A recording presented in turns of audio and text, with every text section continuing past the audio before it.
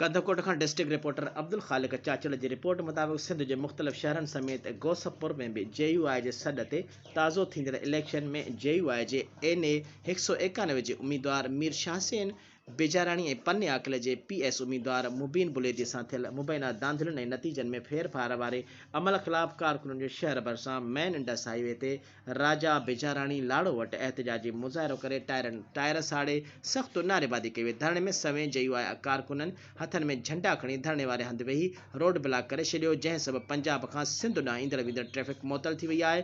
सवें गाॾियूं बिहजी वञण सबबि मुसाफ़िरनि खे सख़्तु तकलीफ़ुनि खे मुंहुं ॾियणो पइजी रहियो आहे। उन मौक़े ते JUI अॻुवाण मौलाना जमालुद्दीन ओगाही, असदुल्लाह ओगाही ऐं ॿियनि मीडिया सां ॻाल्हाईंदे चयो त समूरी सिंध में जेसीं ताईं सही रिज़ल्ट जारी न थींदो ऐं असांखे मुतमिन न कयो वेंदो, ओसीं ताईं असांजो इंडस हाईवे ते लॻल धरणो जारी रहंदो।